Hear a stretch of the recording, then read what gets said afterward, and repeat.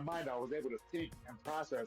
And if I let him get back up, he's going to get back up. I was like, let me finish this right now. And I caught him with that left hook, and then I caught him again with that right hook just to make sure the job was done, because I was calculating his hands wasn't touching the ground and his knees weren't touching the ground, but I know he was still going down.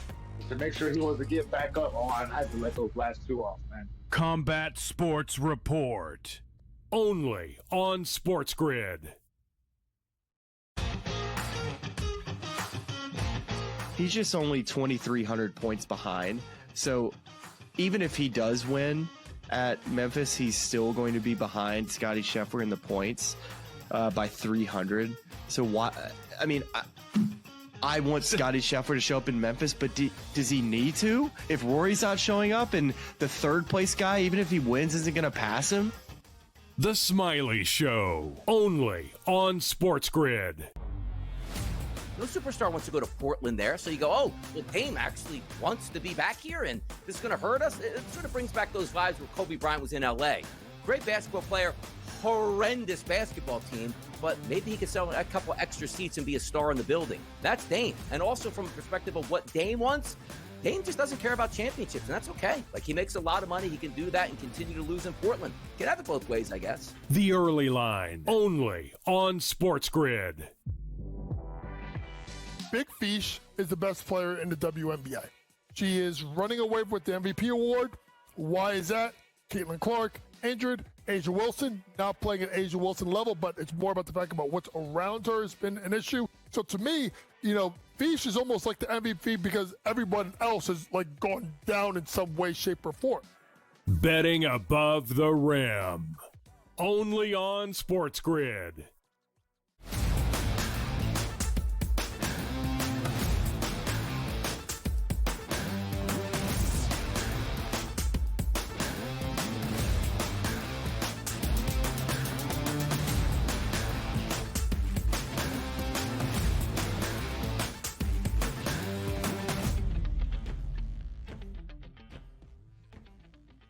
Hello and welcome to a Thursday live right here on the Early Line on SportsGrid and all across the SportsGrid network. That includes sportsgrid.com/watch, where you can find your favorite destination to consume everything all across the grid. He is Donnie right side. I am Ben Stevens. We are live together for the next 3 hours up until 11 a.m. Eastern time. Bright and early on this Thursday, where now everybody, DRS, at least all 32 NFL teams, have reported to training camp. We will continue to discuss the players that are notably absent, looking for a new deal and new contract. We will also discuss the rumblings out of training camp, quarterback battles, quarterbacks trying to rebuild trust with a star wide receiver, and every bit of news and headline that we have from around the National Football League on the first full day of everybody showing up to training camp. A full Wednesday around Major League Baseball. Plenty of afternoon action on the MLB diamond.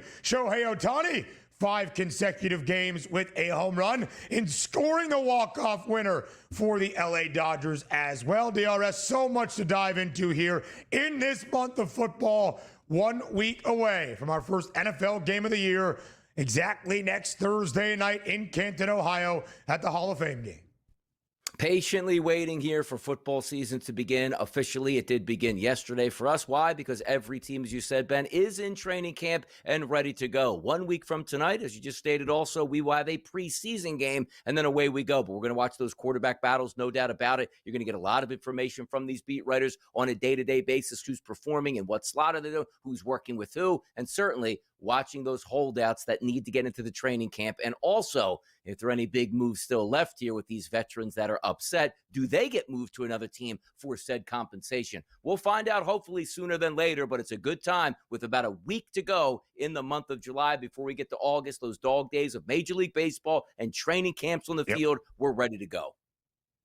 In DRS, it is fun to have training camp back, and now the guys actually working out and practicing on the turf as well. Basically, from 11 a.m. through 5 p.m., you're getting training camp video and all the headlines and reports that we dearly love. That includes out of Miami, when we heard from Tua Tagovailoa yesterday for the first time in a while, talking about the situation with Tyreek Hill, who removed himself from the Dolphins regular season finale. And then basically as the season came to a close said, I don't want to be here anymore. Tua basically saying, DRS, that once somebody does that and everybody hears it and it's broadcast to the world, you got to work on regaining the trust of your teammates. Tyreek Hill undertaking that process throughout this offseason. Now the training camp has begun in South Florida. I'm pretty sure in 2 to 3 days that trust will probably be broken somehow, where he doesn't show up to training camp, gets angry, or who knows what else happens there. But Tyreek Hill is one of the more elite wide receivers in football. Why? Because the speed, and he's shown that off over the past couple of years, whether it was Kansas City or Miami. They're a better football team when he's engaged and getting the football, not leaving the football field or unhappy being in Miami. They're going to need a lot of points on that offense here if that team wants to have a solid season, because the defense going through a lot of changes there, and the expectations lowered this year for the Dolphins for what they've been over the past couple of years. We'll hear from Tua Tagovailoa in just a little bit. The win total in Miami is 8.5, hefty under on the juice. The New York Giants have named a starting quarterback. It is Russell Wilson. Brian Daboll confirming to the media yesterday, saying, quote, these guys will be out here competing, meaning Tommy DeVito, the rookie Jackson Dart, and Jameis Winston. But Russ is our starter. The Giants have a QB1. His name is Russell Wilson. Yeah, at least we're not playing any games in New York, and it's right to say Russ is the starter because he is. You drafted Jackson Dart. Hopefully he's going to be the future. Maybe the future comes a little bit sooner than later, but to start week number 1, it's always been Russell Wilson. Was never going to be, DJ Tommy DeVito over there, Cutlet Kid, whatever it may be. Jameis Winston is just there as a veteran presence. It's Russell Wilson here in that locker room. He will start. The question, though, is how long is he going to play this season, and also what that record is going to be. Very important to a few people. 5.5, that number on the New York Giants. The under has the juice. DRS got a much better number earlier in the offseason. Russell Wilson, the week 1 starter. What about week 8, week 13, or later into the year? That remains a different discussion. DRS, the Jacksonville Jaguars will, quote, flip-flop Travis Hunter playing both ways during training camp. In their first workout of this week, Travis Hunter exclusively on offense, but Liam Cohen telling reporters yesterday, by the middle of next week, perhaps, he'll probably be working out on both sides of the football. Yeah, we've been waiting for this, too, because it felt like throughout the OTAs that he was primarily just working out on offense, knowing that he was going to get some defense in. It'll be some fun to see, I should say, how they are going to split that time in training camp and what the needs would be, because theoretically, it's not high school football. It's like, okay, you have to learn your routes, but defense, just go out and play. There's a lot of intricate schemes that if you're not in that defensive locker room saying, we're watching film here, hey, you blew that coverage, that leads to a touchdown. If a wide receiver blows a route, just might turn into a sack, worst case scenario. I want to see how much time is split between offense and defense, specifically for a rookie who's never been in the NFL or in this organization, saying, I know the offensive playbook. I'll be fine with that. It's been a couple years. He needs a new defensive playbook and a new offensive playbook. You better get that learning cap on. Yeah, DRS, it is interesting. We'll talk more about Travis Hunter and hear from the new head coach in Duval, Liam Cohen, a little bit later on in the show. Hunter, plus 450, the price to win either offensive or defensive rookie of the year. A full Wednesday slate around Major League Baseball in a critical series finale of a midweek set up in Toronto between the Blue Jays and the Yankees. The Yankees are struggling in the field, committing 4 errors yesterday, and it was tied at 4 apiece in the 6th DRS after Aaron Judge hit his 37th home run of the year. But then it was all the Blue Jays from there. They score 4 straight. They win 8-4. They take the rubber match. They win the set against the Yanks, and they open up once again a 4-game advantage in the AL East. Yeah, hey, big win there for the Toronto Blue Jays. And also the questions coming in with Max Fried coming out of the All-Star break with a blister. He didn't pitch all that well, gave up 6 runs, only 4 of those earned. But for your ace and stopper, that's been sensational for most of the year, starting to leak a little bit over the past 2 weeks. Big win, big series for Toronto as they extend their lead in the AL East. Now they get to the 60-win mark. They have a 4-game lead. And as we thought, DRS flip-flopping back and forth. The Blue Jays, once again, a minus money favorite to win the American League East. The LA Dodgers, desperately needing to stack up some wins. They get a hard-earned victory. Shohei Ohtani in the first inning hits a home run for the 5th consecutive game. And then trailing in the 9th, He scores the walk-off winning run. Freddie Freeman delivering at the dish a 2 RBI single, scoring both Mookie Betts and Shohei Ohtani. The Dodgers walk it off, knocking off the Twins, winning the rubber match 4-3. Any win is a good win. Back on the right side here, as we like to say, with the Dodgers and Ohtani, who had that ultra low price yesterday to hit a home run. Of course, he does it in his first at bat. Minus 1,600 to win the National League MVP. And quite frankly, as I said many times, it should be minus $2 million right now. It's a really good point, DRS. A huge victory for Justin Verlander and the San Francisco Giants yesterday. They beat the Braves in Atlanta 9-3. It was Verlander's first win in his 17th start of this season in San Francisco. Yeah, I thought Atlanta would get some runs off Verlander, and also I thought a couple guys would get some RBIs. Baldwin did come through at a plus 210 price. Olsen did not, but that's a poor performance for the Braves, who were basically just treading water, waiting for the season to end because it's a wrap for that team. DRS, only one game in the WNBA last night between two playoff hopefuls in the Atlanta Dream and the Phoenix Mercury. And Atlanta goes into Phoenix, wins 90-79, outright as a 7.5-point underdog. Plenty more to come around the National Football League next.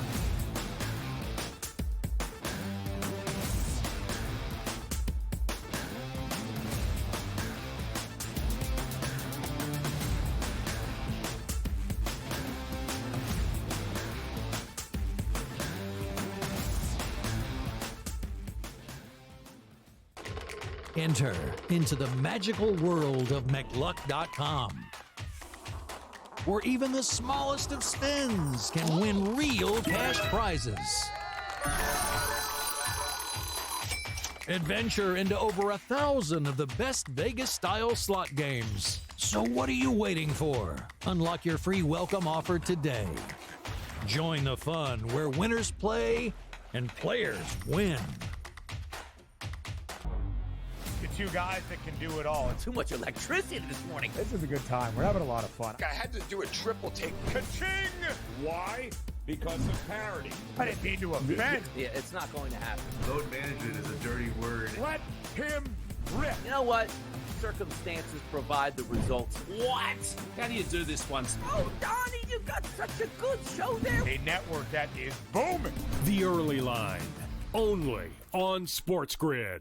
We're going to go through every single thing, and I've got a great team behind me that's going to help me get the job done. I want this to be the place that people come to. There is going to be an energy to game time decisions that you will feel night in and night out. We are going to hit every single one of those markets that you need to know about. We will have everything at our disposal, and we will use that to our advantage. There is not going to be a better place, I promise you, than Game Time Decisions. I'm Kevin Walsh. Tune in to Game Time Decisions weekdays on SportsGrid.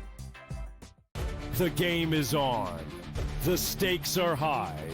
But the action isn't just on the field. He's rearranging that ring. Get it inside! SportsGrid's in-game live. Your ultimate second screen experience. A little flyer, couple of 15.5-point live line. Every prop, every play, every day. Anything can happen. That's complete chaos. It's smarter to be on SportsGrid.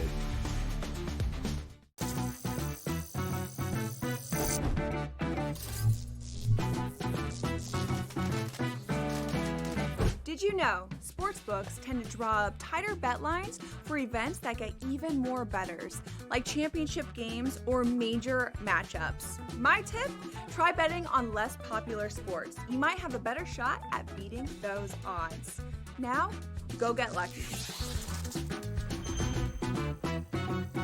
See you in Las Vegas. Let's get lucky.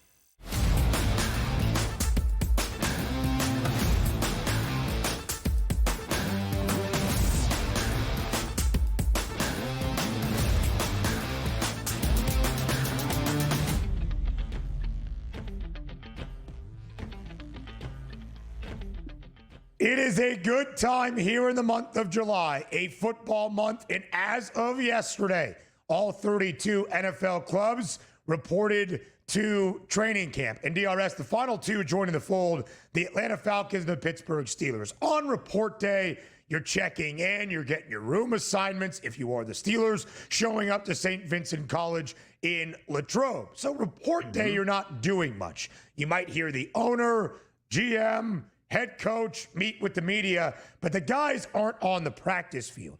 So for the 30 other teams that reported earlier in the week, yesterday was really practice day number one. And we got to hear from the players and the personnel following that opening practice of training camp, including in Miami. And that was quarterback Tua Tagovailoa. Of course, a storyline this offseason in South Florida, Tyreek Hill, who at the end of last year said, I don't want to be here anymore. Screw the Fins. I'm out. Walked back those comments during Super Bowl week in February, and of course remains a member of this Dolphins franchise, entering an uneasy 2025 campaign moving forward. DRS, here was Tua Tagovailoa yesterday after practice talking about his top wide receiver in Tyreek Hill, regaining the trust of his teammates. I would say we're still continuing to do that. But it's not just with me, it's with a lot of the guys. I'm not the only one that heard that. You guys aren't the only people that heard that. You know, a lot of people that follow football, that follow the Miami Dolphins, that follow Tyreek, that are fans of his. You know, everyone has seen that. So when you say something like that, you don't just come back from that with, hey, my bad. You know, you got to work that relationship up. You got to build everything up again. And yeah, it's still a work in progress, not just for me, but for everybody. But you know, like I said, he's working on himself. He's working on the things that he says he wants to get better with and do better on. So that's the first step to me, and so I commend him for doing that. Tyreek Hill, of course, DRS, an interesting character. He is there in camp for the Dolphins. It should be a time of optimism with a healthy Tua Tagovailoa for now. What's your read on this situation in Miami? Yeah, I don't know why we're making this such a big deal. Like Tyreek Hill said he won out, just like 50 other players all season that are superstars that won out because of a contract situation, not happy with the offensive coach, the head coach, or what it might be. And also understand wide receivers being a different breed as well. If they're not getting the football when they're used to getting the football, and I'm going to try to have 2,000 yards in a season, I'm with 25 touchdowns, and you don't get it, yes, they're always going to be unhappy at the end of the season. It's a simple phone call. And also, yes, he can say my bad. Hey, look, Tua, man.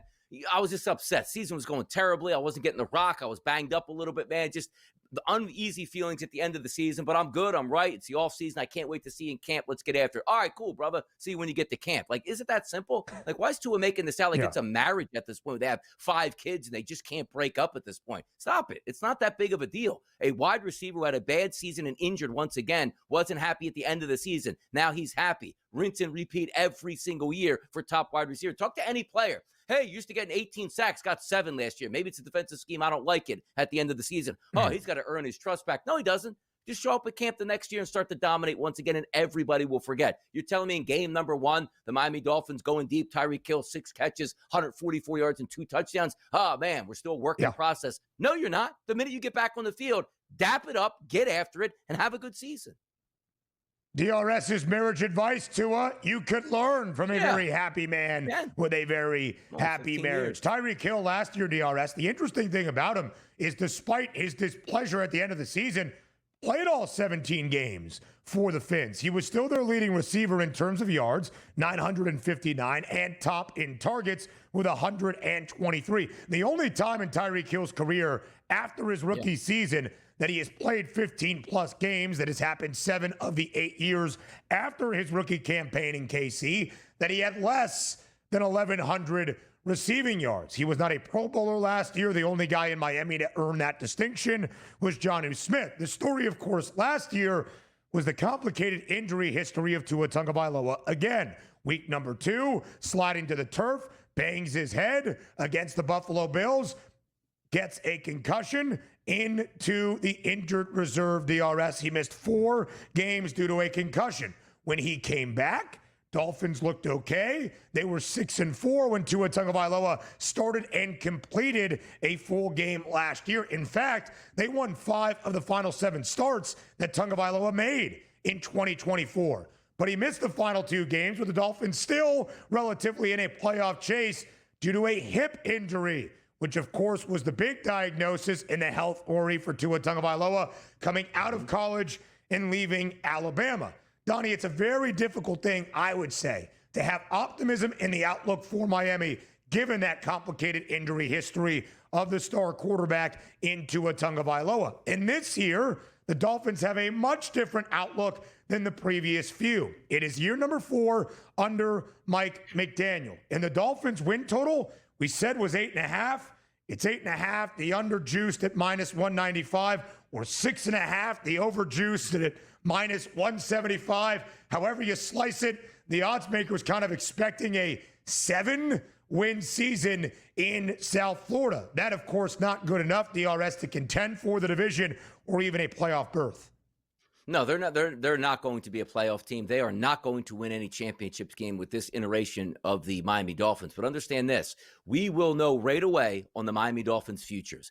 At the Colts, week number 1, you better win that game, right? Week number 2, at home against the New England Patriots, who are improved, but it's still home. It's the Patriots. It's still Drake May looking to take that next step forward. Then they get the Bills on the road. That'll be the loss. But after that, the Jets and the Panthers. And then 2 weeks later, you get the Cleveland Browns. We don't even know who their starting quarterback is going to be. There are some opportunities for them to have a fast start. But at the same time, they lose opening week to the Colts, come home and throw a stinker to the New England Patriots, and they're 0-2. Now you're starting to talk about the first coach being fired this year will be McDaniel. Like, no doubt about it in my mind. Like, you need a fast start for the Dolphins to buoy your season. If you can't get through those first 4 to 5 weeks with a winning record, it's going to be disastrous. And I guarantee you again, Tyreek Hill is going to be screaming, "Get me out of here. I don't want to be here anymore." The Dolphins are a slight underdog in Indianapolis week number 1. It's basically a pick 'em. Miami in the 3 years under McDaniel so far, 5-18 straight up as a dog. When they're not expected to win even slightly, they underperform. More on the early line next.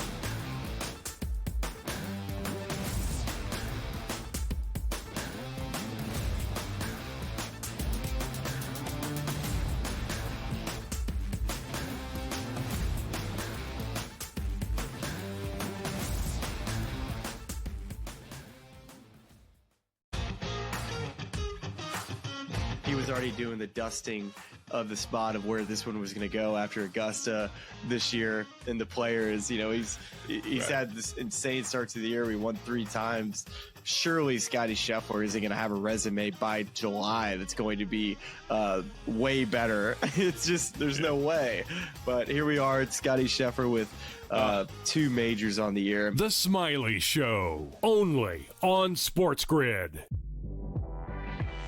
Our ability to defend, shoot the 3, rebound, pass the ball, and on a team that is awful. Right now, training to get the number 1 overall pick if they win the WNBA lottery. Possibly to draft her buddy AZ Fudd, maybe. But when you look at Paige Beckers is a top 10 player in the WNBA. Betting above the rim, only on SportsGrid. I think he's on easily the back 9 of his career at this point. A lot of fans I see on social media saying, "Oh, we got to sign this guy. We got to sign this guy." Something left here with Noah Fant? What gives? I think they were ready to move on from him as a veteran, but I think Fant is like a number 2 tight end for a contender who can play a lot. I think that would interest me, and I've almost been looking around trying to find a good landing spot for him, and I've settled on what if he were to go back to the Broncos and sort of back up Evan Ingram. Newswire, only on SportsGrid. When it comes to the running back situation, I think Browns fans were pumped to see what Dylan Sampson and Quinshon Judkins were going to look like, especially because Judkins is a Buckeye. This is Buckeye territory up here. Ohio State fans were super excited about that. It let a lot of air out of the tire when it looked like this kid's going to miss at least the first 6 games of the season. So they could have a good running back, Tim. In-game live, only on SportsGrid.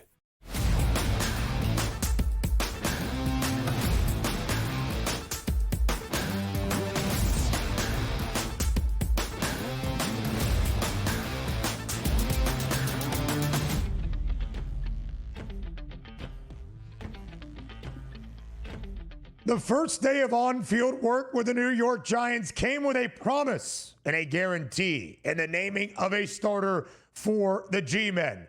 It's Russell Wilson. And it was very matter-of-fact, DRS. No coach speak, no uncertainty. Let's hear from the head man in New York himself, Brian Daboll, tell reporters. Can any of the other quarterbacks challenge Russell for the week 1 starting job, or is that door closed? That's his. yeah, like I said, these guys will be out here competing, but Russ is our starter. There you go, DRS. Russell Wilson named the Week 1 starter for the New York Giants. Earlier in the offseason, we had a market up Week 1 starting quarterback, a few quarterback battles around the NFL. The Giants included because they drafted Jackson Dart and they also signed Jameis Winston this offseason. But Russ was a minus 1250 favorite to be named the Week 1 starter. Brian Daboll confirms yesterday.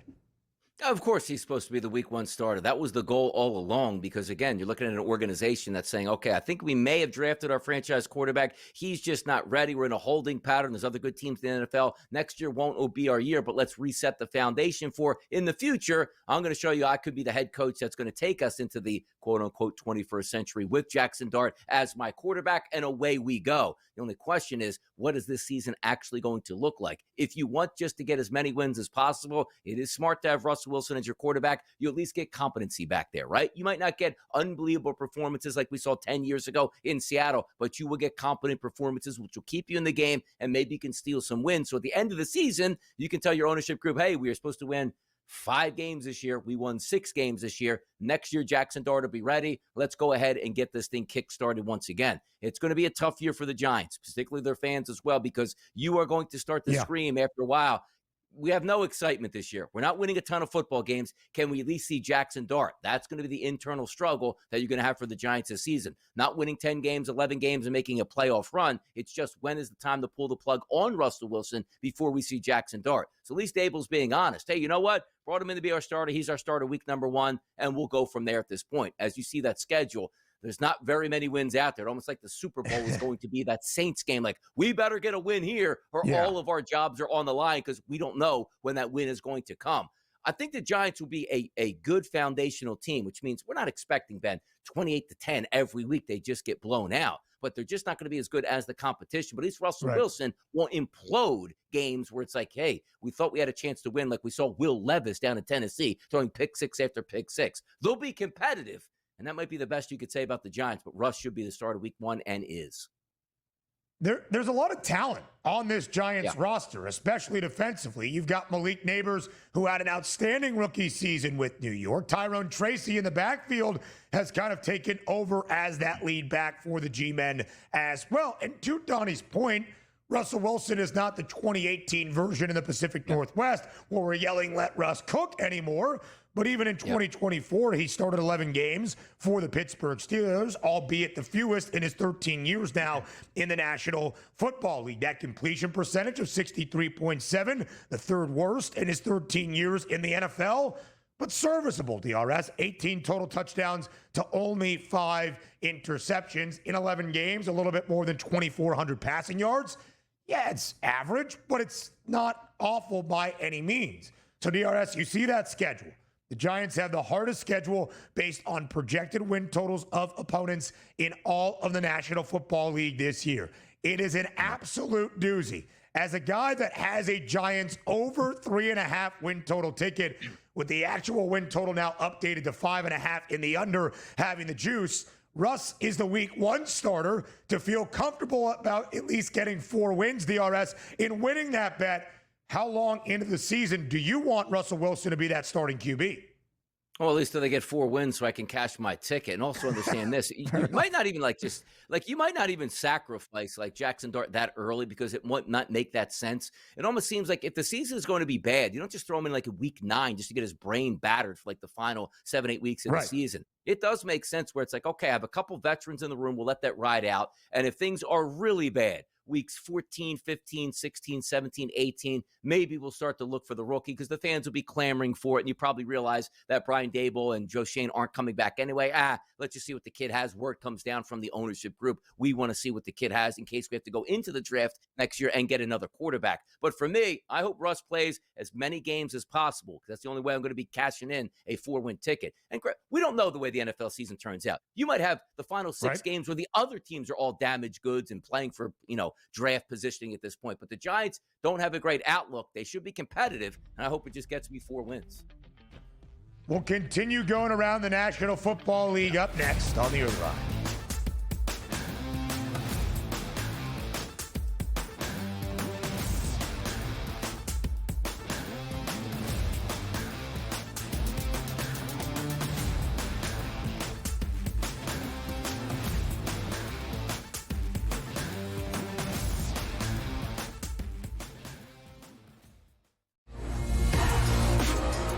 my mind, I was able to think and process.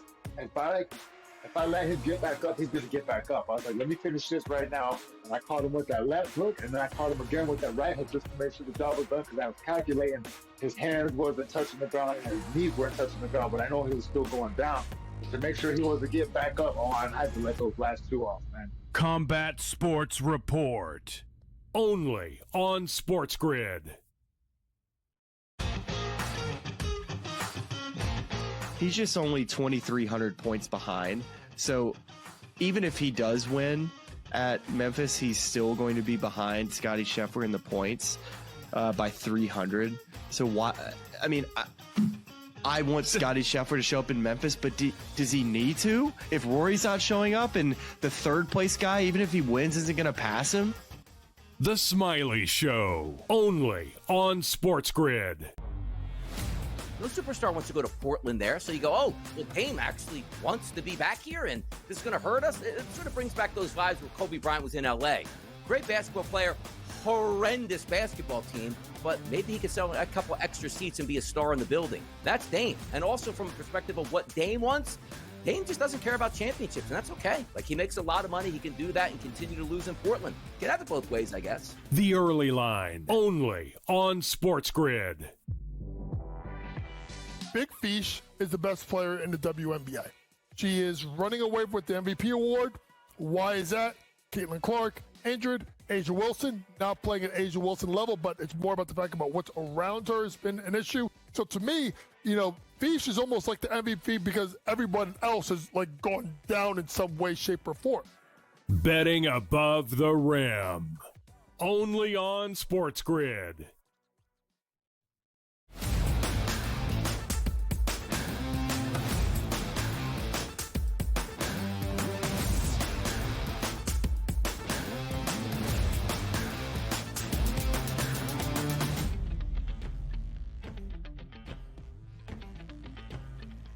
As we continue giving you all the training camp reports all around the National Football League, DRS, one thing stands out to me about the New York Giants.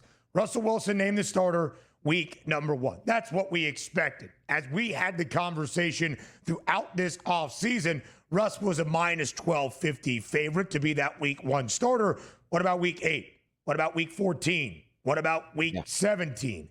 And how it all plays into the story of bringing Brian Daboll, the head coach, and Joe Schoen, the GM, back to New York this year. They are literally coaching and working for their jobs this season. I would say on the warmest of seats, not named Mike McDaniel in Miami entering the 2025 campaign. Because if they go under 5.5, does that mean they're getting fired by the Mara family at the end of 2025? It's what the odds makers expect. It's the most difficult schedule in the National Football League. If they go 7-10, but they're kind of stuck in that limbo phase of not being able to draft that early, and you don't have all that much promise in the quarterback room, does that lead to an uncertain future as well? Do Brian Daboll and Joe Schoen decide at a point, DRS, the Giants are 4-8.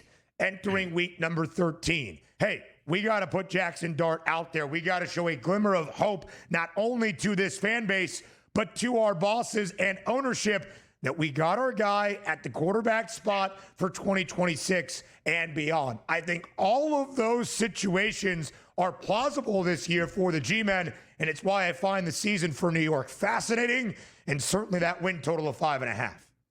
No, and also, by the way, if they're 4-8, they're going to be throwing a party, and Brian Daboll's probably going to get an extension from the expectations for what this team is going to be. Hey, man, we won 4 of the first 12 games. That's amazing. We're on pace to win 6 games. This is the best thing we've ever seen. But I don't know when that quarterback is getting dropped in, but the way they're just talking about, you drafted Jackson Dart, and you clearly don't think he's ready just yet. And usually it's like, hey, I drafted a guy high. Just put him in day number 1, and we'll see what happens. Well, sometimes you do that where maybe the infrastructure is a little bit better.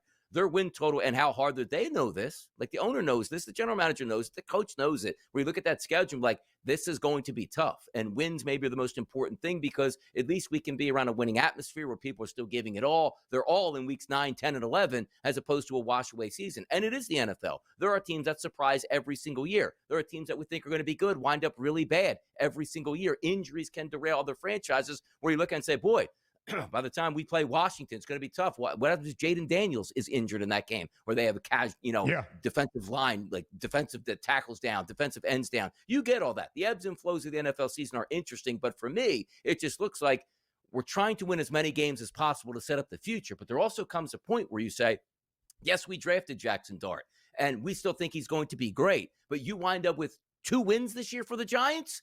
There's a guy named Manning that's going to be in the draft, and the last Manning he got worked out pretty well. So that's also in the foresight where it's not like we got our quarterback as many wins as possible, because they blew it last year. They really did. They had no business winning a game late in the season that they picked up a victory on, and that crushes you because did the fans like, hey, it was worth that win in the locker room round? No, it wasn't. You would have had a better draft pick and maybe a different quarterback already on your roster or a different projection for your football season. They can't make that mistake twice by saying, hey, Brian Dable, win a game that gets us from 3 wins to 4 wins in late December, and away you go. Now, me, I would love that. But as a franchise, that's just ridiculousness here. The Giants are one of those rare occasions where it's like you don't really have a young team per se. You have good talent, but with no chance to win, it's really an awkward situation.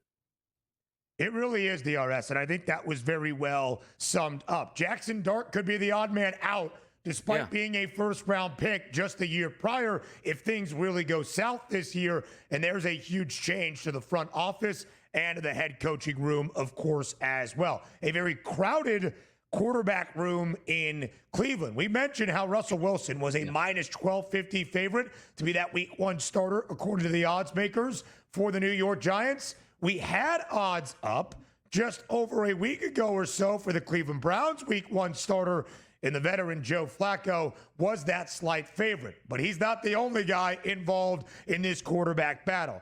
Joe Flacco, Kenny Pickett, who was traded for by the Browns after winning a Super Bowl as the reserve in Philadelphia this previous season. Of course, the 3rd-round pick, Dylan Gabriel, the 5th-round pick, Shedeur Sanders, and Deshaun Watson, technically on the roster, placed on the PUP list, the physically unable to perform. He's probably going to be on the physically unable to perform designation all year long, recovering from his 2nd ruptured Achilles of the same ligament. DRS, as you look at that Browns quarterback depth chart, we have talked about it when it comes to the odds. That Joe Flacco being a favorite doesn't make a lot of sense to us. If I was Andrew Berry and I'm in that Browns executive office and I'm talking to Kevin Stefanski, I'm saying we got to start Kenny Pickett to see what he has. Where do you think the Browns quarterback battle plays out throughout the entirety of training camp?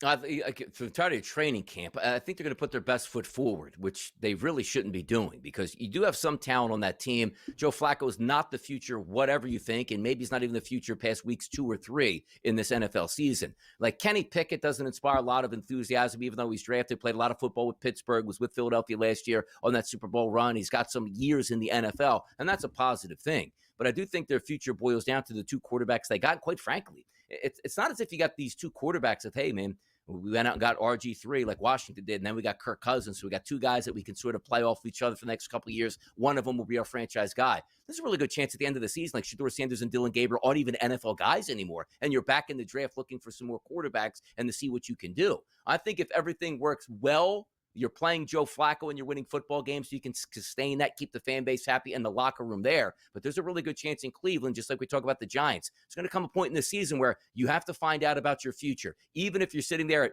5-7, like what does that do for you, Cleveland? Not on a playoff pace. Joe Flacco's playing football. You know, he's probably going to, I don't know, his last year in the NFL, and then next year you start to find out about those young quarterbacks. It's another one. We're talking about not really bottom feeders, if you will, with organizational talent, but expectations just being extremely low for these 2 franchises where all you're trying to figure out is, do we have our quarterback? But most of the time, Ben, you're figuring out, do we have our quarterback? Because I just drafted the guy in the top 5. You get it? Like, that's not what these 2 teams have. It's almost like they took the roundabout way to say, I hope we found a quarterback. Maybe we found it with value, as opposed to saying like Cam Ward and the Titans. We know we stink. We got the number 1 pick. We have our franchise guy. He's going to take his lumps, but we'll be better off for it. Yeah. You're not better off taking your lumps with Joe Flacco and or Russell Wilson when the season is already up in flames. So for me, playing in training camp, Flacco to come out of it, which I disagree with, but during the season, there's a chance that all 4 of those quarterbacks get a start this year for the 100%. Browns, which is a disaster, but you got to find what you have. DRS, if you asked me over under 2.5 QBs start a game for Cleveland this year, I'd probably bet the over. My question is, how many quarterbacks do the Browns leave training camp with? Deshaun Watson's not going to play this year, but he's still owed a ton of money and is on the roster. Will the Browns roster 3 quarterbacks? Will they only keep 2? Elevate a guy to the practice squad as an emergency third case scenario? Perhaps. I do think it will mostly be between Joe Flacco and Kenny Pickett from the very stuff. Flacco fascinates me. He's 40 years old. This is year number 18 in the NFL. He is not like a lifelong Browns guy. He played 5 games at the end of 2023 and helped Cleveland dramatically and miraculously so get to 11 wins and a playoff spot. But it's not like he's back in Baltimore.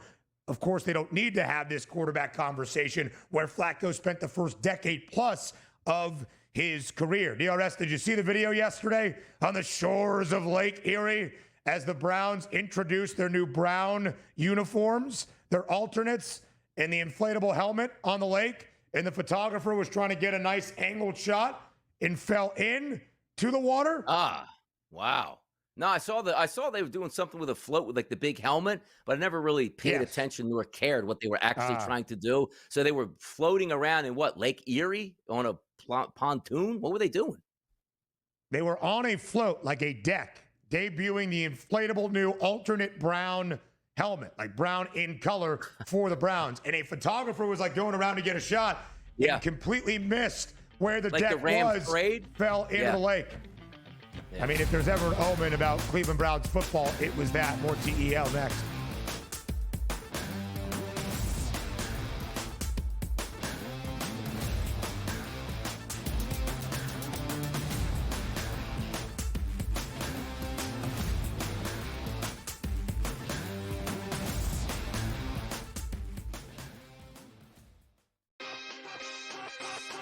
Shamar Stewart is having troubles before he even plays a snap. And he's seeing what's happened to the stars of this football team, by the way, right? The Higgins stuff wasn't super smooth. The Hendrickson stuff's not smooth. But why pay him that big number where you've got Trey Henderson, who's an absolute superstar at edge? You always build a defense. Why haven't the Bengals been back to the Super Bowl in the last 4 years? It's real simple. Game time decisions only on SportsGrid. Drummond gives you minutes off the bench. I've always been a big Kelly Oubre guy. And Nick Nurse is supposed to be one of the top 5 coaches in the world. You can't tell me that at 12-1, the Philadelphia 76ers aren't at least something you need to consider as a sleeper to make it to the NBA Finals. Betting above the rim, only on SportsGrid. Money's everything. And then the other thing is I can't stand it now. It bothers me for some reason in sports when these guys leave and go somewhere else. They do these phony ass, ads in the newspaper or billboards of thanking the, city that they played in. I mean, every single guy does it. Pharrell Coast to Coast, only on SportsGrid. No superstar wants to go to Portland there, so you go, oh, well, Dame actually wants to be back here, and this is going to hurt us. It sort of brings back those vibes where Kobe Bryant was in L.A. Great basketball player, horrendous basketball team, but maybe he could sell a couple extra seats and be a star in the building. That's Dame. And also from a perspective of what Dame wants, Dame just doesn't care about championships, and that's okay. Like, he makes a lot of money. He can do that and continue to lose in Portland. Can have it both ways, I guess. The Early Line, only on SportsGrid.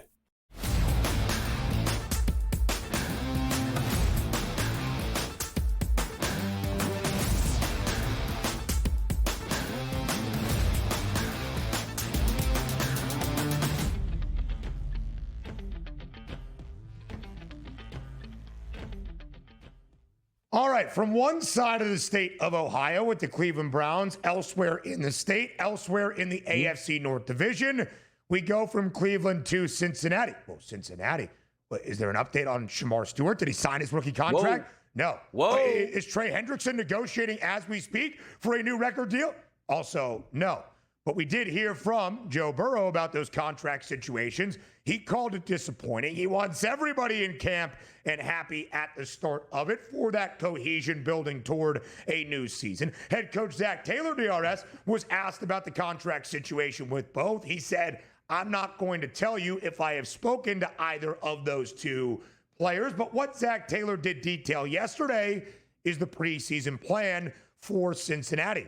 Joe Burrow, fully healthy this offseason and now into training camp. And for a Bengals team that, despite getting hot at the end of the year, has started in a porous fashion each of the last three, might they update how much the starters play meaningful minutes in the preseason? Let's hear from Zach Taylor himself. Well, the only thing last year with him was there were days where we limited him, where he did not throw. And so right now there's none of that. So he'll participate every single day like he normally would, fully healthy. And then anticipate playing him more in games than we ever have. Hey, yo, playing Joe Burrow more in preseason games than the Bengals ever have previously. DRS, I'll ask you the question in just a second, but I think it needs the context of the slow starts the Bengals have seen really the entirety of the Joe Burrow era. And a lot of that, could it be dedicated to the idea that Joe Burrow has not been fully healthy in most of the off seasons? His rookie year was a bad year in Cincinnati, but they started 0-2. The year they even reached a Super Bowl, they were 1-1. 2022, 2023, 0-2. Last year, 0-2, and then even worse, 0-3. Well, playing Joe Burrow and some of those Bengals starters more than we have ever seen in preseason affairs, DRS, result in a better start to the regular season for Cincy. Of course it will, but hear me out on this. There's 3 preseason games. We're not advocating for them to play full 3 games, starters all the way through, and then you're ready for the regular season. That won't make much sense because those games don't count. But I'll tell you where they do count, in the weekly preparation. Anybody that's, have played sports before, if you're going into a scrimmage or a game, like, hey, you know what, you're going to sit this one out. Are you really that focused? Like, just being a human being. Am I putting in the hardest work I can this week, knowing I'm not going to play? Am I really in the playbook, keeping my mind sharp? Maybe not.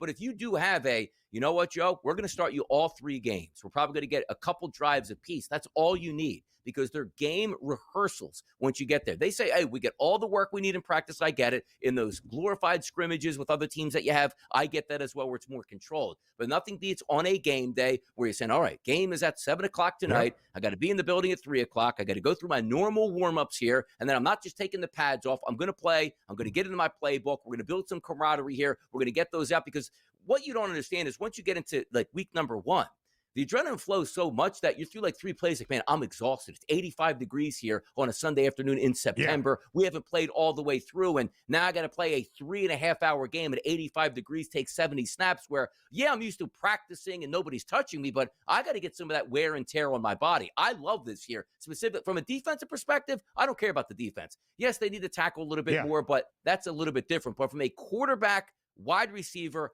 offensive game plan, tempo scenario, I need my guys on the field as much as possible. And I don't mean a full game. How about a quarter and a half in those first 3 games? You'll be a much better team in early September than if you just sat those guys and didn't play anybody in those preseason games. And DRS, you think of the off seasons that Joey B has had. Tore his ACL during his rookie year in 2020, was working his way back to be ready for 2021. Pretty healthy that off season into 2022. Didn't result in a fast start, but they were cautious with him in preseason games. 2023, we thought he tore his Achilles during practice one day. Looking at video, it was a significant calf strain. And then working his way back throughout that season, injured his wrist on a Thursday night against Baltimore, missed the rest of the season, the final 7 games for the Bengals, wasn't fully healthy. You heard Zach Taylor mention it there, that at this time last offseason, they were limiting him throwing during practice. One of the silver linings, I guess you could say, of 2024 for Cincinnati, despite a winning record, is that Joe Burrow was not injured. Joe Burrow is fully healthy. Now they've got some large issues to deal with defensively in terms of the contract situation. But you look at how Cincinnati has started. DRS, is there a correlation between the Bengals winning week 1 and making the Super Bowl? Because in the 5 seasons of Joe Burrow's NFL career, the only time that has happened is 2021. And of course, they reached that Super Bowl. 2022, they started 0-2. They won 8 straight to end the year and went 12-4. In 2023, they started 0-2, then 1-3, won 4 of their next 5 before that critical divisional matchup against the Baltimore Ravens on Thursday night that Joe Burrow suffered the wrist injury that ended his 2023 campaign. Last year, they started 0-3, dropped all the way to 4-8, and then won the final 5 games to build some momentum to get back above 500, but of course came up short of the postseason. Yeah, and also you're taking a look at how you start the season can build a lot of momentum throughout the season as opposed to always fighting back. Take it to everyday life, Ben. Hey, you and the boys go down to Atlantic City or Las Vegas. You sit down at the blackjack table. Lost my first 6 hands. The vibes ain't high. You win your first 6 hands, like, yo, it's going to be the best night of my life. Well, same thing in real life with football. How many, your job is on the line in the building. You see the statistics. Go 0-2 or 0-3 to start the season. You don't make the playoffs. That's just a fact of life. And it seems like the Bengals every year are fighting against history. Like, yeah, we're 0-2. Yeah, we're 0-3. Now we got to pick up our bootstraps here and try to make the playoffs. You know what? It's much easier to open the season 2-1 after 3 games. Like, okay, settle in. We got this thing. Playoffs are there. Division's there. Top seeds are all here. 0-3s, man, you can't do that. So get the vibes high. Play these guys. Win your opening game. Be like, whoo, what a better feeling this has been than the past 5 years or so. Absolutely so. In DRS, you see that week 1 game on the road in Cleveland. First 3 games, divisional game on the road, never easy to start. But the Bengals are a 5.5-point favorite in week number 1. Now, you might be saying, hey, Cincinnati was the largest favorite of week number 1 last year, 7 points at home against the bad Patriots team and lost that game outright. I understand, but the Bengals should, we say, start 1-0 this time around. MLB headlines next.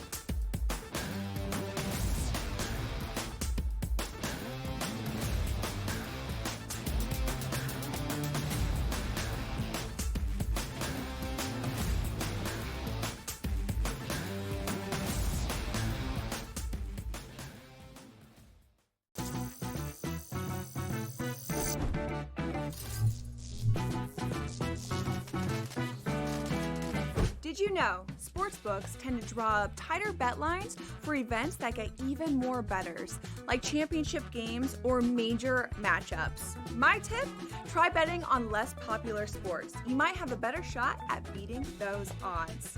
Now, go get lucky. See you in Las Vegas. Let's get lucky. I sit with my team that is absolutely, stench. And then I watch the world champs suck this bad. I enjoy every second of it. I hope they lose every night. And, I'm really used to losing. It's been going on for 55 years. So I don't want to hear it about your problems with that cushy Dodger ownership group. Pharrell Coast to Coast, only on SportsGrid. The game is on. The stakes are high. But the action isn't just on the field. Rearranging that roof. Get it inside! SportsGrid's in-game live. Your ultimate second screen experience. A little flyer, couple 15.5-point live line. Every prop, every play, every day. Anything can happen. It's complete chaos. It's smarter to be on SportsGrid.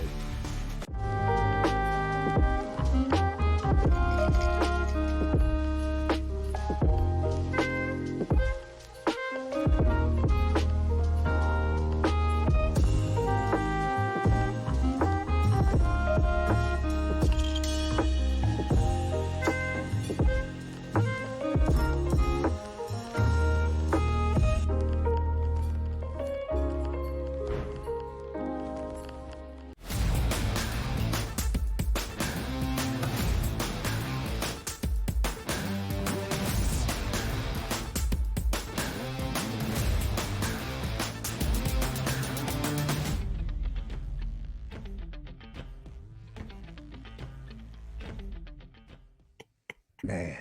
All right. Going to be one of those days here on the early line in the commercial breaks. MLB headlines now, DRS. We'll get back to some training camp conversations in just a little bit.